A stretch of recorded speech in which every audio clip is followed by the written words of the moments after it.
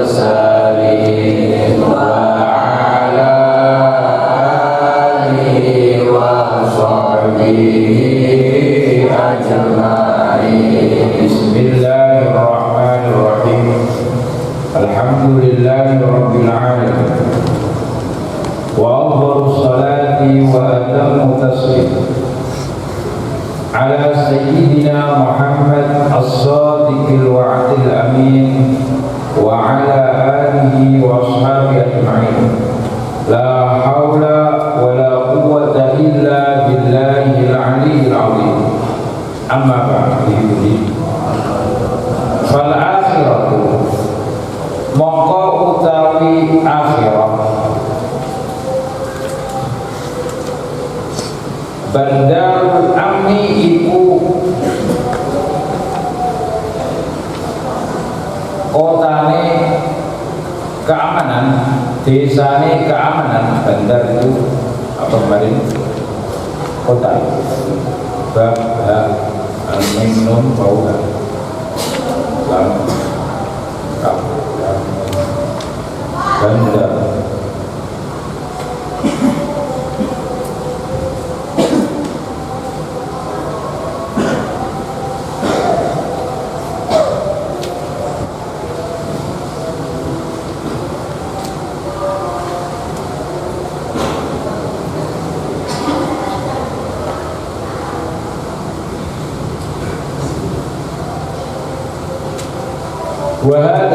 Wa dunya utawi dunya hiya ya dunya al-bahru iku lautan al-mughriqu kang ngerno, wal khabtu lan panggonan al-mukhawwifu kang medeno, yang menakutkan, yang angker. Wal musafiru utawi wong sing lelungan huwa ya al-musafir iku al-insan. Wal uqutu utawi pira-pira dhuwit sangu, wal akmisyati lan pira-pira bekalan. Akmisyah itu pakaian, baju dan barang-barang bawaan. Allati kang takunu kang ana apa an-nuqud wal akmisyah ma'ahu sertane al-insan, uang, bekalan dan barang-barang bekalan yang dia bawa. Ia utawi an-nuqud wal akmisyah iku al-ma'arif, piro-piro pengertian pengetahuan al-imaniyati kang bangsa keimanan, mengenal tentang Allah, mengenal sifat-sifat Allah. Wal a'mali lan piro-piro amal as-solihati kang bagus, amal-amal baik, ibadah, taat. Wal umuri lan piro-piro perkara allati ya umur yahsya kang wedi sapa al-insan minha saking umur fi hadha safari ing dalem iki lelungan perjalanan hidup di dunia bagaikan perjalanan. Ala hadhil amtiati ing atase iki pira-pira barang bawaan asyarifati kang mulya. Wa hiya utawi al-amti'a iku asyukuku pira-pira keraguan, syakun syukukun. Wal afati lan pira-pira pancabaya, sesuatu yang membahayakan, mengancam keselamatan. Allati kang ta'arrada kang nemoni sapa apa mengkono asyukuk wal afat. Artinya keraguan dan sesuatu mara bahaya yang dia temui menghalangi imani marang keimanan, keyakinan. Wal a'mali lan nglakoni pira-pira amal as-solihati kang bagus. Fatufsidu mongko dadi rusak apa al-iman lan amal as-solihah. Fatufsidu mongko rusak apa mengkono asyukuk wal afat ing al-amal as-solihah. Nas'alupun sapa ingsun kita kabeh Allah ing Gusti Allah al-afiyata ing kesempatan, meminta kepada Allah untuk diperlindungi dari kerusakan, keraguan di dalam keimanan. Makanya dalam keimanan Allah memerintahkan untuk melihat terhadap makhluk-makhluk Allah yang dapat menumbuhkan, menguatkan rasa keimanan kepada Allah. Jangan ingin melihat kepada zat Allah. Tafakkaru fi khalqillah wa la tafakkaru fi khaliq. Berfikirlah kepada makhluk Allah yang menunjukkan kepada zat Allah, yaitu sifat-sifat Allah. Anda melihat langit tanpa tiang, melihat bumi, melihat cakrawala yang ada, menunjukkan sang penciptanya, menunjukkan penciptanya yaitu Allah, menunjukkan kebesaran Allah. Anda melihat tersebut, tafakkaru fi khalqillah wa la tafakkaru fi khaliq. Wa qala lan dawu sinten Syekh Sayyid Abdullah bin Alawi Al-Haddad radhiya muqridani sinten Allah anhu saking Syekh wa nafa'alan paring manfaat sinten Allah bihi kelawan Syekh. Tadhabu budalan meninggalkan apa ad-dunya dunia itu meninggalkan Anda syai'an sedikit fasyai'an mongko saiki. Dunia meninggalkan Anda sedikit demi sedikit. Buktinya setiap hari Anda tambah umur Anda, berarti Anda tambah dekat untuk masa Anda akan meninggalkan dunia ini. Berarti Anda sedikit demi sedikit umur Anda akan berkurang, akan lebih dekat, bukan tambah. Panjang umurnya, tambah umurnya itu enggak, mestinya kurang umurnya. Orang tambah itu aneh. Kan pastinya Allah sudah memberi jatah hidup di dunia berapa puluh tahun, 63 tahun, 70 tahun. Berarti setiap hari kan malah dekat kepada 70 tahun, bukan malah tambah, malah kurang. 70 tahun itu kurang. Berarti dunia ini semakin hari semakin kurang.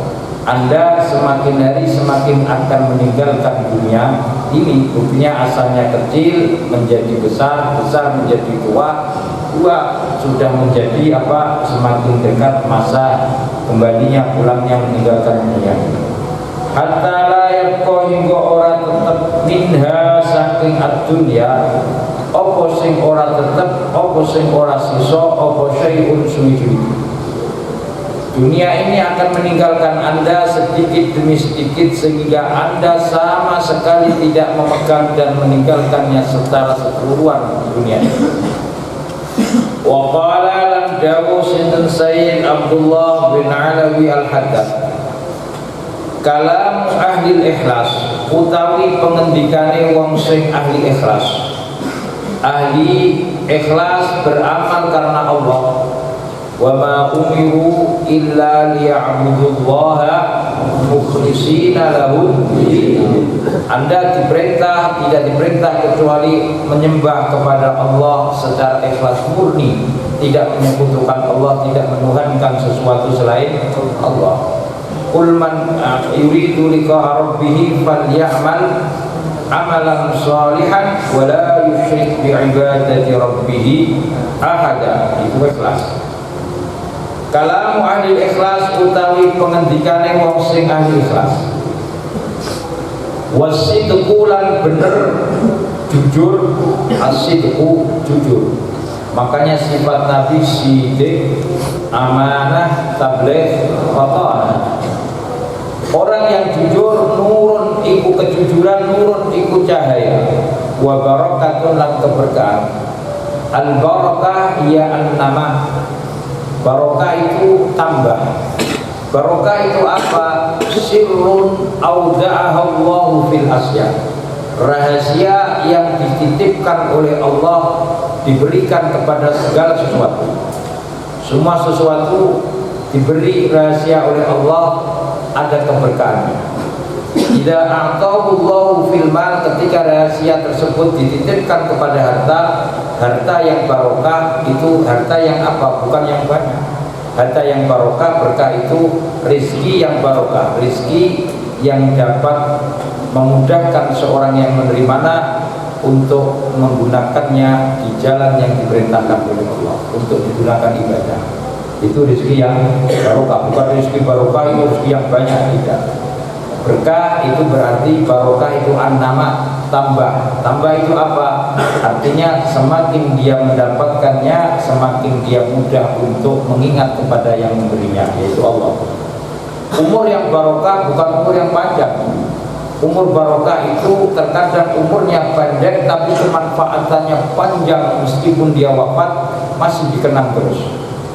Imam Nawawi, Imam Syafi'i umurnya kurang 50 tahun, tapi sampai sekarang umurnya Imam Syafi'i secara ilmu masih hidup. Berarti umurnya umur barokah. Dia hidup hanya kurang dari 50 tahun, tapi kebaikannya, ilmunya, umurnya selama 50 tahun tersebut masih hidup sampai sekarang. Imam Nawawi umurnya kurang dari 40 tahun, akan tetapi kurang dari 40 tahun sampai sekarang kebaikan-kebaikannya, ilmunya masih berkah, masih dimanfaatkan oleh orang banyak sampai sekarang. Itu berarti umur yang barokah. Berapa banyak orang umurnya panjang tapi sama sekali setelah mati ya selesai, bahkan dia masih hidup tidak ada yang dikenang sama orang. Itu berarti tidak jadi barokah itu rahasia yang dititipkan oleh Allah kepada sesuatu. Terkadang rahasia tersebut dititipkan kepada umur, kepada rezeki, kepada anak, kepada tempat yang barokah. Ada tempat yang barokah, artinya Anda di tempat tersebut mudah untuk melakukan kebaikan, ketaatan. Terkadang ketaatan di tempat tersebut dilipat gandakan, seperti di Mekah, di Madinah, Masjidil Haram, tempat mubarakah. Anda beramal di sana, sholat 2 rakaat di Masjidil Haram, di Mekah, di Ka'bah, sama dengan sholat 1000 rakaat selain Masjidil Haram. Sana 2 rakaat. Anda di sini 1000 rakaat, menyamai sana 2 rakaat. Begitu juga sedekah sedikit di sana dilipat gandakan. Itu karena barokah, nama, yaitu ada pertumbuhan dilipat gandakan. Anak yang barokah, anak yang birrul lil walidain, yang taat kepada orang tua, yang berbakti kepada orang tua, yang nurut, mengenal Allah dan bisa diajak ibadah dan seterusnya. Itu artinya barokah. Asyidku, kejujuran menunjukkan kepada cahaya, cahaya menunjukkan kepada dan barokah. Cahaya itu adalah juga al-iman, nur. Cahaya itu apa? Iman itu cahaya, ilmu itu juga cahaya. Cahaya yang dititipkan oleh Allah kepada manusia. Makanya malaikat itu diciptakan dari cahaya kebaikan. Walaqad min nur. Wa in kana senajan ono sapa ahlul ikhlas, wa in kana iku ghairu fasihin, ora fasih. Meskipun dia dalam pertutur katanya tidak fasih, karena dari lubuk hati yang ikhlas, ilmu tersebut terkadang manfaat. Ulama-ulama dulu itu, ulama-ulama yang tua, yang ikhlas, andanya kadang-kadang makroje keliru kabeh. Tapi lahir dari apa? Hati yang ikhlas itu didengarkan oleh Allah. Dulu ulama-ulama itu ngajar itu kadang-kadang sendiri ora krungu. Bapak ngaji, tapi dengan ngaji tersebut membawa barokah ketika dia pulang, semuanya ilmunya bisa dimanfaatkan. Ketika membuka, mendapatkan foto itu dibuka oleh Allah terhadap ilmu-ilmu yang tidak pernah dia pelajari, tapi Allah memberikan. Itu ilmu yang ilmu itu ada 2, ada ilmu kasbi, ada ilmu doruri, ilmu yang diberikan oleh Allah secara tanpa melalui proses. Itu ilmu laduni dinamakan. Itu fattaqullah wa yu'allimukumullah. Bertakwalah kepada Allah, Allah akan mengajarkan kepada kamu ilmu-ilmu yang tidak pernah Anda pelajari, akan dibukakan oleh Allah, tutup, yaitu dibuka. Makanya ulama sering mengajarkan kepada kita untuk berdoa, Allahumma ftah lana futuhal arifin. Bukakanlah pintu hati kami seperti Allah membuka pintu orang-orang yang mengenal al-arifin, orang yang mengenal kepada Allah. Pintu hatinya dibuka. Jadi kalau pintu hatinya dibuka, itu artinya ilmu mudah masuk, dibuka oleh Allah. Wa ikana wa kalamu ahli riya, utawi omongane ahli riya, orang yang berbicara itu dari ahli ikhlas, meskipun omongannya enggak fasih. Pembicaraan itu kalau dari hati tentunya akan masuk meresap diresapi oleh hati. Dia akan masuk ke hati. Tapi kalau pembicaraan tersebut, omongan itu tidak dari hati yang dalam, paling-paling melebu kuping tengah untuk dua. Itu apa? Dinasehati ya harus melebu, bukan melebu itu naik kena angin. Itu apa? Omongan yang tidak bersumber dari ikhlas dari hati, bukan panggilan jiwa. Makanya mengajar itu panggilan jiwa, bukan karena terpaksa. Anda mencari ilmu juga sama, panggilan jiwa Anda. Memang ini adalah saya terpanggil hati saya untuk belajar, untuk mengaji, untuk mencari ilmu, bukan karena terpaksa, karena di absen, karena terpaksa, karena dipaksa wong tua atau tidak. Itu nanti ilmunya akan berbeda. Ilmu dari keterpaksaan dengan ilmu karena panggilan apa hatimu, jiwa beda. Wa kalamu ahli riya utawi omongane wong sing ahli riya, pamer. Riya itu al-amal li ajlin nas, beramal karena untuk makhluk.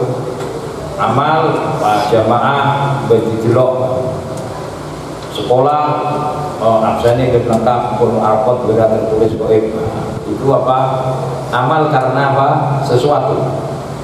Wa takallufulan maksa, takalluf itu memaksa, membebani. Wa takallufu ta'i maksa zulmatun iku dadekno peteng. Orang yang memaksa-maksa dirinya untuk melakukan sesuatu bukan karena tulus panggilan jiwa, tentunya dalam melaksanakan sesuatu tersebut gelap, dia tidak melihat keterangan, tidak merasa ringan dalam melakukannya, wong terpaksa. Berbeda dengan panggilan jiwa dan penuh dengan kesenangan dan apa, jiwa yang penuh memanggil maksudnya apa, dia akan merasa lega. Wa khaibatun lan sia-sia. Khaibah itu amal tidak ada hasilnya, sia-sia belaka, kesel tok. Kaya wong seneng dunya banget, senenge dunya, seneng ngumpulno dunya tok, tapi ora seneng gunakno dunya. Mergawe terus duwike dikumpulno nang rekening, wis kumpulno akeh, bar mergawe lara mati.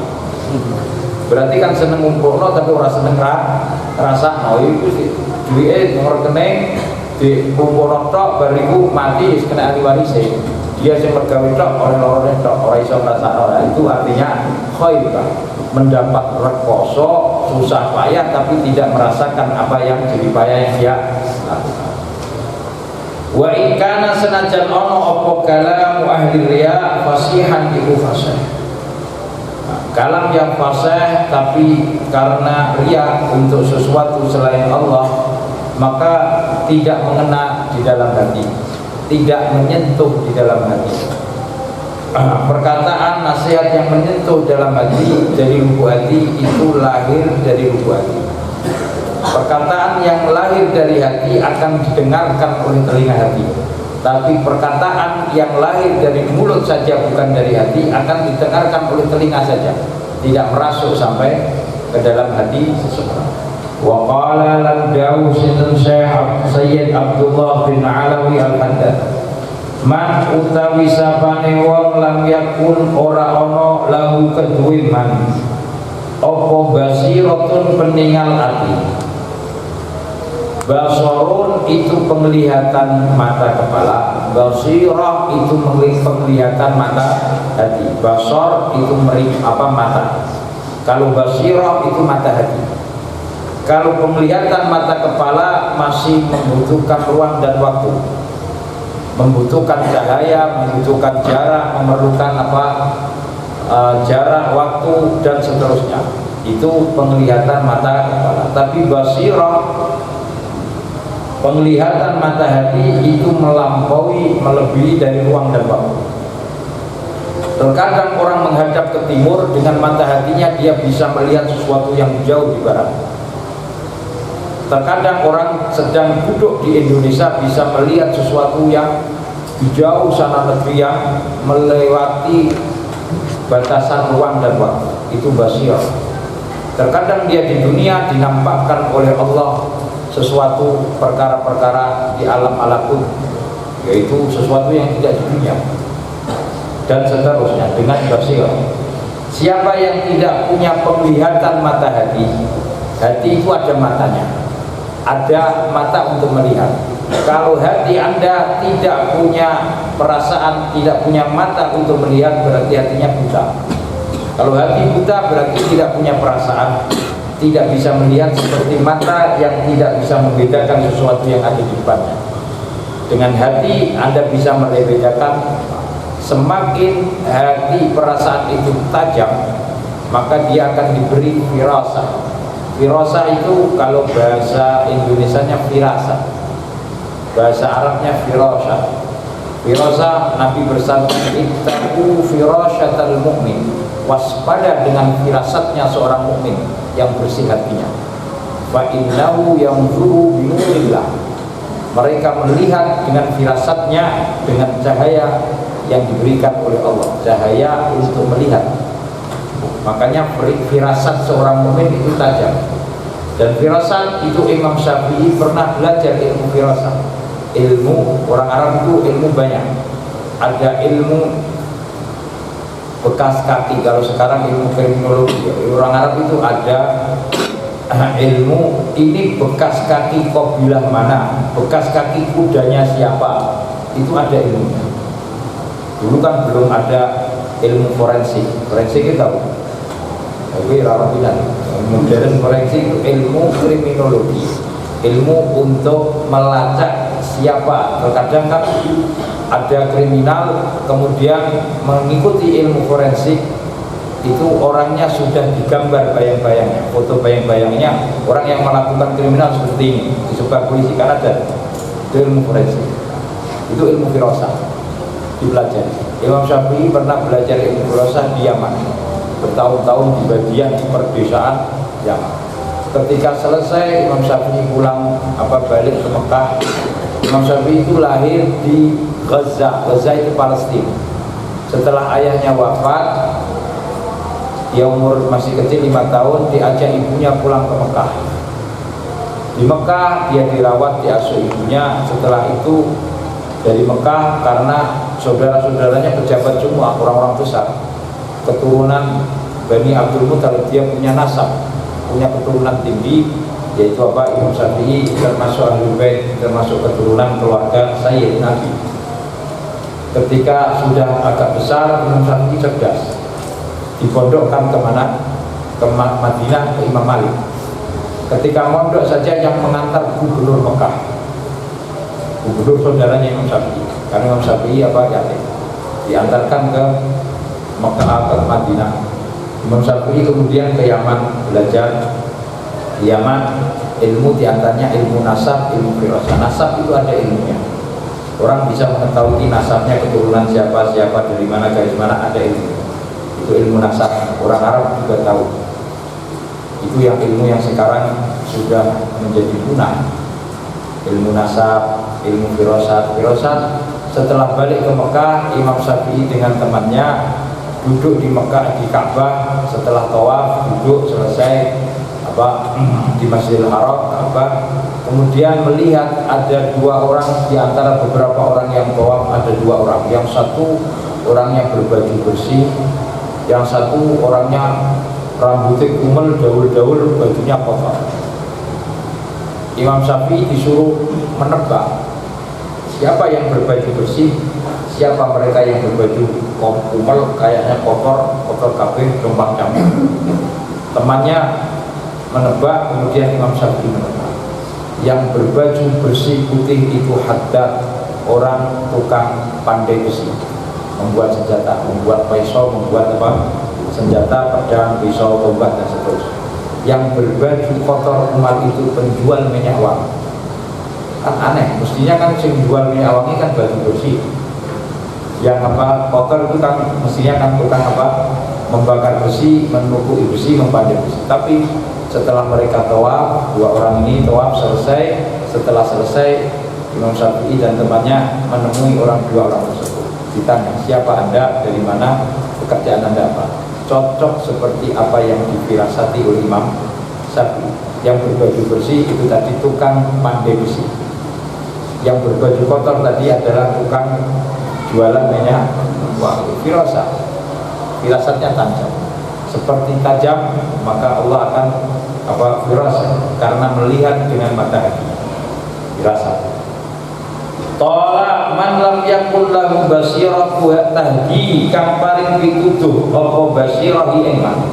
Siapa yang tidak memiliki pandangan mata hati yang menunjukkan dia, tola mongko suwe dawa apa ta'abul muallimin, apa susahe kesele wong sing belajari, wal mu'adzibina lan wong sing didik fihi ing dalem. Siapa yang belajar tidak punya mata hati di dalam belajar, makanya Imam Syafi'i ketika hafalannya agak kurang, syaqawtu ila waqi'in su'afidhi, yaitu jeleknya hafalan saya. Padahal Imam Syafi'i itu setiap apa yang didengar mudah melekat hafal. Dia menghafalkan kitab Muwatta karyanya Imam Malik, pondok rumah Imam Malik. Imam Malik itu mengajarkan kitab Muwatta. Beliau Imam Malik mengarang kitab Muwatta itu 40 tahun menulisnya, mengarangnya 40 tahun.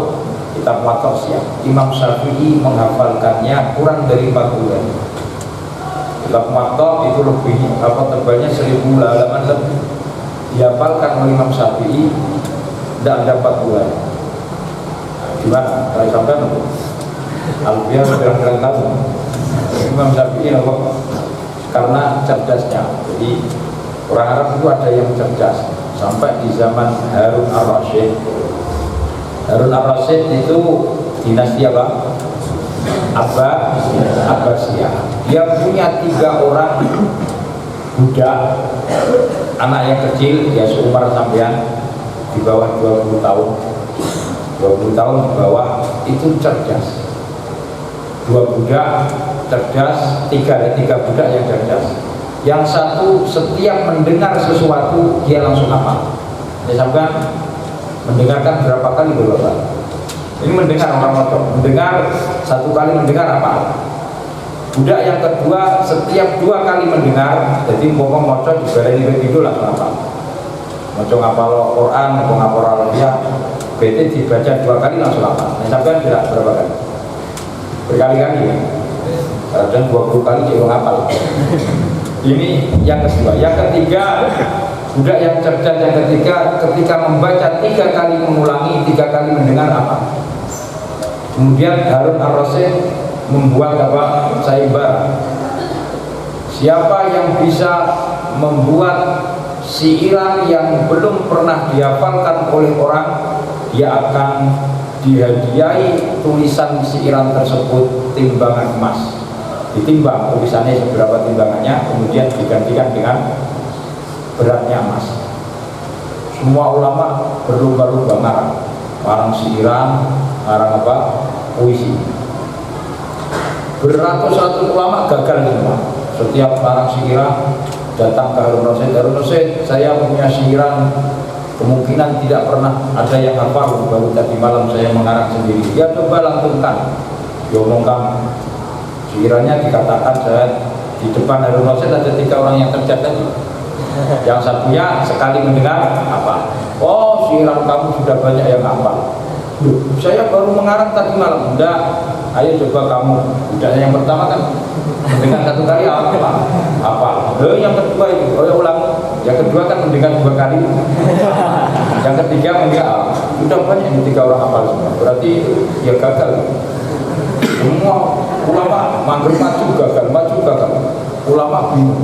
Tadi malam saya nulis sendirian di kamar, nggak ada yang tahu kok sudah dihafal oleh orang. Terkadang dia sendiri belum hafal, orang yang mendengar sudah hafal. Sampai kepada Imam Al-Asmuni. Imam Al-Asmuni itu tokoh ulama ahli nahwu. Imam Al-Asmuni, wah ini pasti ada kejanggalan. Berarti 3 orang yang di depan khalifah itu orangnya cerdas-cerdas. Dia mendengar apa? Kemudian Al-Asmuni ngakali khalifah. Khalifah ngakali, nggak buat sayembara, tapi dia punya orang cerdas. Kemudian Imam Al-Asmuni membuat siiran kurang lebih 20 siiran, tapi siirannya makhrajnya dan hurufnya itu dekat-dekat. Makhrajnya hampir sama. Dinamakan siiran sautus sofiri bulbul, suara kicau burung bulbul. Burung apa? Bulbul itu kayak burung kutilang, andalib, burung bulbul. Sautus sofiri bulbuli hayya jaqal bithamiri falqal bunga qalbi ma'a maqal bi qalbin muqili wa anta ya sayyidai wa sayyidi wa mau'idi fakam uraikirun uraikali. Maknanya hampir sama. Wa fityatun sakau nadi kohwatan kan asakuli fakam wa top toblun itu apa? Kendang diduduk diterbang top suaranya apa? Top tapi pembiro kira-kira itu Imam Asmuni ikut saya barang Khalifah, saya punya apa? Syiran yang baru saya tulis, sekarang saya datang, kemungkinan belum ada orang yang bisa menghafalkan. Asmuni ngerti jika orang itu apa? Hafal. Kemungkinan enggak bisa ada orang yang menghafalkan. Kurang lebih 20 syiran, tapi ya seperti tadi ada top, ada ukai ilun, yang makhrajnya hampir sama. Kemudian Asmuni menembangkan syirannya. Setelah menembangkan syirannya, setelah selesai, silakan Khalifah ada yang mau hafal atau tidak. Ketika yang pertama karena makhrajnya sama sampai bait yang kelima tadi, yang top ini seterusnya bulat kasetnya. Kasetnya apa? Error. Karena apa? Makhrajnya sama. Kalau yang pertama error, berarti yang kedua sistem. Pertama error, kedua error, ketiga, kemudian error semua. Setelah error semua, gimana Khalifah? Oh iya, kamu menang Asmuni, belum ada yang hafal. Syiran kamu bagus. Mana tulisannya? Asmuni ngakali. Khalifah mengatakan sendiri akan memberi tulisan tersebut, hadiahnya ditimbang kemudian digantikan emas. Syiran saya tulis di pohon kurma yang mampu dibawa oleh 10 orang. Dikira Khalifah apa? Ditulis di kertas. Kan paling 20 bait syair, kertas paling berapa gram. Khalifah kan nggak menentukan ditulis di apa, tulisannya akan digantikan, beratnya akan digantikan. Saya tulis di pohon kurma itu di luar, saya di atas kendaraan dibawa oleh 2 unta. Kok gitu ya? Iya, karena syaratnya akan dijelaskan, tulisannya akan diganti emas. Salah sendiri. Berapa ulama yang ikut sayembara ratusan gagal, sekarang ya gantian. Akhirnya ditimbang beratnya berapa kintal. Beratnya apa? Berat sekali. Dibawa oleh unta. Kemudian Khalifah tetap Harun ar-Rasyid memberikan hadiah. Dan setelah itu Asmuni hadiahnya emasnya bukan dia sendiri, semua orang yang ikut sayembara dibagi oleh Asmuni. Itu menang menangnya Asmuni, cerdas. Jadi orang yang cerdas.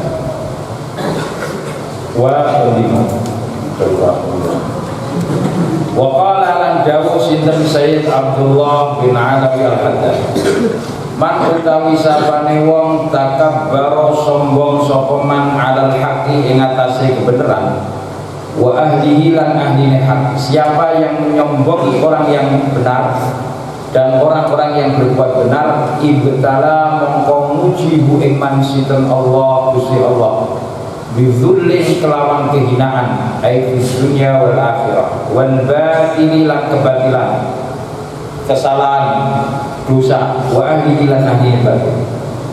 Fayastamiu mongko kumpul alaihi ngatasi man inda dzalika nalikane mengkono takabbur, ketika dia menyombongi orang-orang ahli benar, orang-orang yang benar dan orang-orang yang berlaku bersikap benar, maka dia akan kena musibah ujian wa uqubatani lan siksaan, 2 siksaan, wa tafutulan ninggal pot itu melewatkan, meninggalkan hu iman opo man tibatani opo kedudukan lo, posisi lo, wa masubatani lan ganjaran lo, dia akan tertinggalkan 2 kedudukan kehormatan dan 2 pahala yang dia dapatkan. Jadi orang jangan sampai memiliki sifat sombong di dalam hati. Nabi pun memperingatkan kepada orang-orang yang beriman, dosa yang paling besar yang tidak diampuni adalah dosa lahir karena kesombongan, yaitu dosanya iblis. Iblis itu dosanya karena sombong, bukan karena dia lemah, karena jadi makhluk Allah lemah, pengen maksiat, membuat orang kuat melakukan maksiat. Ini dosa karena kelemahan dia, tapi dosa karena kesombongan ini adalah dosa yang besar. Makanya Nabi bersabda, la yadkhulul jannah man kana fi qalbihi misqala dzarratin minal kibr. Tidak akan masuk surga orang yang di dalam hatinya ada sebiji bibit sawi, sekecil bibit sawi, di dalam hatinya terlintas rasa sombong. Maka jangan sampai punya semboyannya iblis yang kemarin anak berikut ini. Waqala al-mu'min wa alam Allahumma salli salatan kamilatan wa sallim salaman ala sayyidina Muhammadin alladhi